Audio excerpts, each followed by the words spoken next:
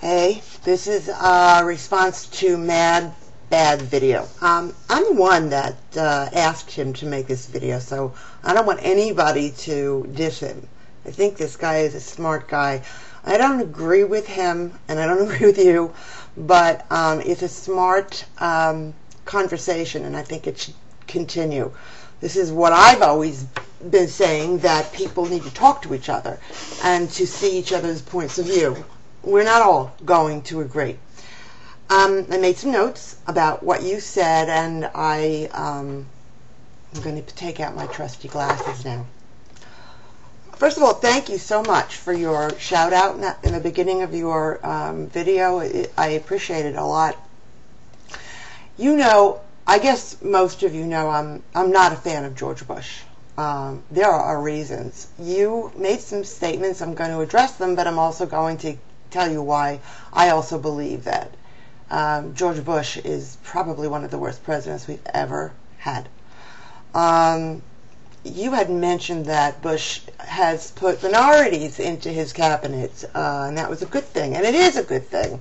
However, other presidents have done the same. Now, Colin Powell, who I believe, if he ran for president today, I probably would vote for him, resigned. And he resigned because he didn't agree with Bush's policies. And I think there's a whole lot more to that, and I think that he's keeping his mouth shut for the sake of this country. He's a real patriot. I happen to like Colin Powell very much. You say that about the UN. George Bush went through the motions with the UN. He didn't care if the UN disagreed with his war. He wanted his war, no matter how much he was being spoken to against it. In my opinion, I think this war was uncalled for. There were no weapons of mass destruction. It's been proven. It's been shown.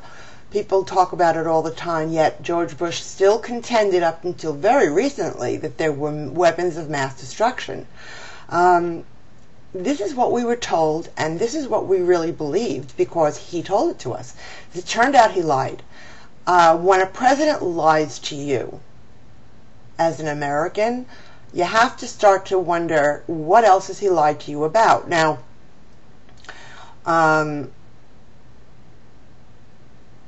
you say that the weapon of mass destruction was Saddam Hussein. Okay, that's your take on it, and I respect what you're saying, but that really wasn't the case. They were talking about real weapons. They weren't there.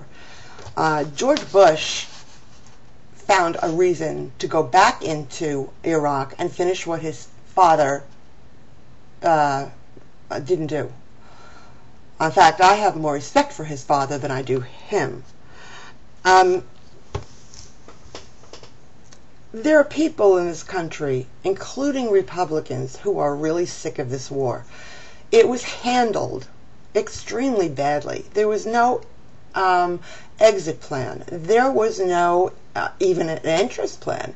Literally, George Bush flew by the seat of his pants.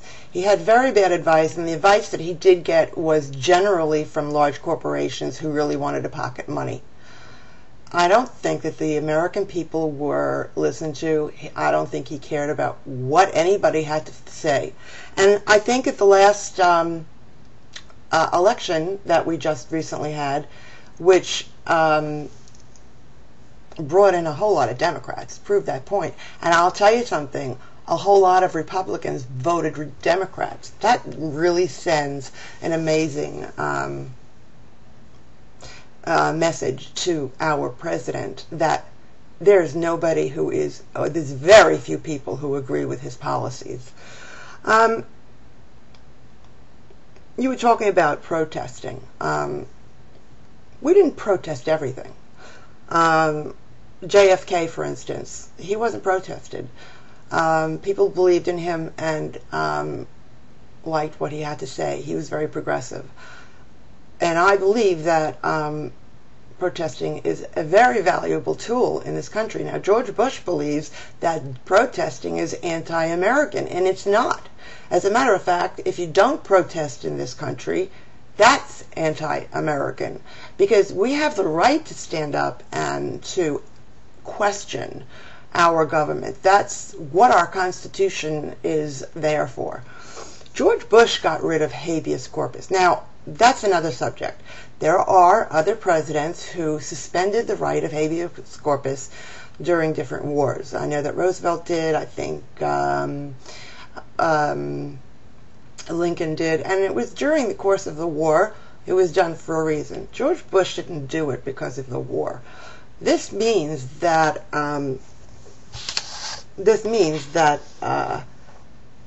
we have now no Bill of Rights. More or less, they can walk. You can walk on a street right now, and if you're walking with somebody who looks not so terrific, let's say they look a little bit foreign, for lack of a better word, you could be brought in. You could be arrested for no reason. Habeas corpus protects us from stuff like that, and it also gives us the right for legal due process. Habeas corpus was there for that. We now do not have habeas corpus. I think that the next president will probably institute that back in. That scared me more than anything, because habeas corpus is one of our principal rights, and Mr. Bush took that away from us. The media. Now, I have something to say about that. You know, everybody really criticized Clinton because he was having affairs. Let me tell you something. No president that I know of, and my husband is a history professor, so we discuss this a lot, except for maybe Truman. There is no president that we've ever had that didn't have women on the side. None. Yet they still did their jobs. They still became our presidents. Some were good, some were not good, and it had nothing to do with their personal lives. I don't believe that a president's personal life should have any bearing on the kind of job that he can do as a president for our country. There was a special prosecutor that was appointed for the Bill Clinton era, and this is the reason why the Monica Lewinsky scandal broke. When you think about the things that George Bush has done without a special prosecutor who could bring to light the inequities, the corruption of this particular presidency, that's a shame. I didn't like the fact that we had a special prosecutor for Clinton, or any president for that matter. I'm just making out the point that there is so much corruption that's going on with the president in his administration that it's very difficult to believe anything he says anymore. Now, at the very end, you said that the office of the presidency should be respected, and I absolutely agree with you. However, remember one thing. The president is not a dictator. He works for us. We, the people of the United States, look to the presidents for guidance. If we believe our president is really ignoring us, we have every right in the world to say why we believe this man is not taking care of our citizens. Hurricane Katrina was an extremely good example of that. Here is a president who came down to our southern states, took a look, said that FEMA was doing a great job, and left. Why isn't President Bush helping to rebuild that area? This is our people now. I'm not talking about Iraqis. I'm not talking about Darfur, which of course is a problem. But we have to take care of our own people first. I would like to see our government, FEMA, Chertoff, all of these people put their efforts now down into the Katrina area. If you went down into that area and saw the devastation that is still there, Darfur and any of the other third world countries would pale in comparison to what we have in our own country, and we're the richest country in the world. To me, that is a travesty. So, my friend, I do have lots more to say on this subject, but I'm going to keep it short. I really do respect your opinions, and anybody who wants to bash you, you better not, because everybody has the right to their own opinions. In the meantime, for now, I'm going to say goodbye. That's my opinion of George Bush. I think he's dangerous. I hope he's out of office as soon as possible. People say that he should be impeached. I don't think he should be impeached, and not because of him. I think that it would hurt the presidency right now. Impeachment is a very serious procedure, and to impeach any president willy-nilly just because they don't like certain things, I think will hurt our government and our presidency and the standards that we live up to.